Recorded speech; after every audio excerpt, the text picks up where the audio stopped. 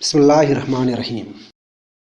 آج میں مولانا جلال الدین رومی کی ایک پرحکمت اور سبق آموز حکایت آپ کے ساتھ شیئر کرنا چاہتا ہوں اور امید کرتا ہوں کہ آپ اس سے لطف اندوز ہوں گے۔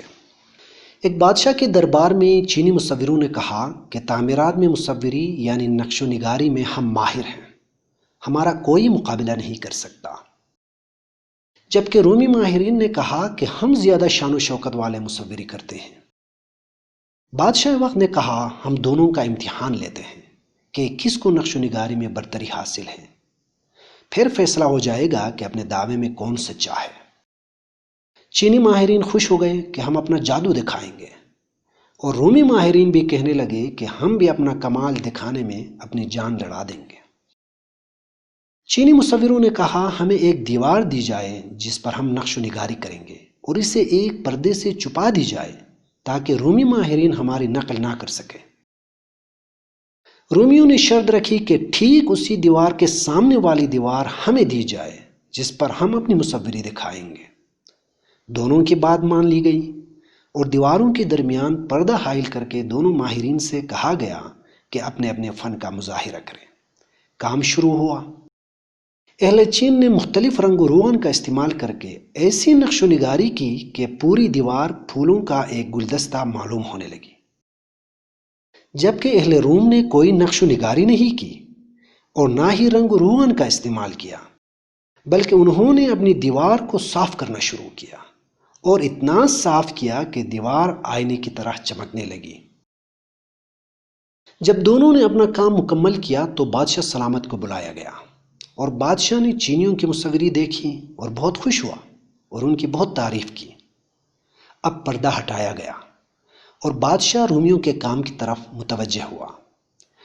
ان کا کام دیکھ کر بادشاہ سلامت دنگ رہ گیا، کیونکہ چینی ماہرین نے اپنی دیوار پر جو نقش و نگار بنائے تھے، جو مصوری کی تھی، وہ منظر اہل روم کی دیوار پر اور بھی زیادہ دلکش اور دل فریب نظر آ رہا تھا۔ اسے دیکھ کر آنکھیں سیر نہیں ہو رہی تھی۔ ان کی تخلیقی سوچ اور سادہ کام کو دیکھ کر بادشاہ بہت متاثر ہوا اور بڑی تعریف کی، اور یوں اہل روم یہ مقابلہ جیت گئے۔ سامعین کرام، اس حکایت میں دو پیغامات بہت اہم ہیں۔ پہلا یہ کہ اپنے دل کو نقش و نگار سے سجانے کی بجائے پاک و صاف رکھنے میں ہمارا زیادہ فائدہ ہے۔ موجودہ صورتحال ہم سے تقاضا کرتی ہے کہ ہم یاد الہی اور ذاتی جستجو کے ذریعے اپنے من، اپنے باطن اور اپنے دل کو پاک و صاف کرنے کی کوشش کریں۔ جو دل پاک ہوگا، جس میں یاد الہی ہوگی، وہ نہ صرف اللہ تعالیٰ کی نشانیوں اور مہربانیوں کو اپنے اندر دیکھنے کے قابل ہوگا، بلکہ اطمینان بھی حاصل کرے گا، جیسا کہ قرآن کریم میں فرمایا گیا ہے، الا بذکر اللہ تطمئن القلوب، بے شک اللہ تعالیٰ کی یاد ہی سے دلوں کو سکون ملتا ہے۔ جب ہمارے دل پاک اور مطمئن ہوں گے تو اس میں دوسروں کے لیے محبت، ہمدردی اور قربانی کا جذبہ پیدا ہوگا، دوسروں کی خوبیوں اور اچھائیوں کے لیے جگہ ہوگی، اور اس مشکل وقت میں جہاں کورونا نے ہمیں جسمانی طور پر ایک دوسرے سے فاصلہ رکھنے پر مجبور کیا ہے، وہاں دلوں کو ایک دوسرے کے قریب لانے میں مددگار ثابت ہوگا۔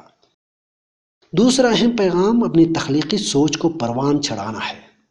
ہم سب جانتے ہیں کہ پوسٹ کورونا یعنی بعد از کورونا زندگی ایک مختلف زندگی ہوگی، لہٰذا ہمیں مستقبل کی تعمیر کے لیے تخلیقی انداز سے سوچنا ہوگا، کیونکہ آزمائش میں وہی لوگ کامیاب ہوتے ہیں جو اللہ تعالیٰ پر بھروسہ رکھنے کے ساتھ ساتھ اپنی تخلیقی صلاحیتوں اور سوچوں کے ذریعے مسائل کو مواقع میں بدل دیتے ہیں اور ایک دوسرے کے لیے خیر خواہی، ایثار، ہمدردی اور محبت کا جذبہ رکھتے ہیں۔ کسی نے کیا خوب کہا ہے، give the world the best and the best will come back to you۔ اللہ تعالی ہم سب کا حامی و ناصر ہوں۔ شکریہ۔